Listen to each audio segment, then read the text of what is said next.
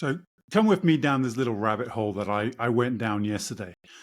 Speaking to a couple of friends, I was thinking about Two Circles and what they've been doing recently since they were acquired by Charterhouse. And the reason I went there was someone said to me, look, oh, private equity, the way they run things, their vulture funds, they cut, get rid of costs, strip everything back and make as much money as you can. And I said, I'm not quite sure that's really right, actually. I think what you would more typically see, and I think this is playing out at the Two Circles right now, and I think you saw it originally with them under Bruin, is they acquire a good company with good management with a plan to expand.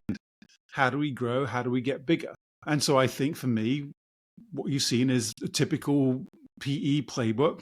They've bought Two Circles, got some great people, had a clear plan when they bought it because they've moved quickly, and started acquiring some meaningful businesses to build out their business model, get more clients, move perhaps up the value chain so the clients are paying more per client, make it a more profitable business. And, if you think of it over a 7-year time span, the first 2 to 3 years of many private equity businesses that are owned are invest, grow as quick as you can. And only when they start moving to, say, year 4 or 5 or 6, and they sat there going, right, we may need to exit this shortly in a typical time span of about year 7 or 8. So what do we need to cut back? How do we pad out our profits? What do we do? So at that point, you see less acquisitions, less maneuvers like that, and maybe a trimming of costs. Again, you saw this with the building of Replicon by GMM.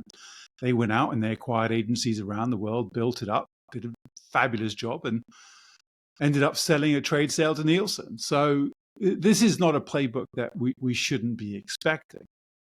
The rabbit hole, of course, I went down, and I do this because I'm a Chelsea fan, was, well, if we know that Clearlake is a private equity firm and they own over 60% of Chelsea, and we also know, because it's public domain, that they're not meant to sell the club for 10 years, then play out that playbook just slightly longer. What do you do in the first 4, 5, maybe even 6 years? Well, you buy assets. So maybe you buy Strasbourg, maybe you buy a club in Portugal, wherever it is that they're clearly looking for other clubs. Maybe you build out your asset base, you find players, because those are a lot of your assets. You acquire them, you build that out. You've got some of the world's best talent.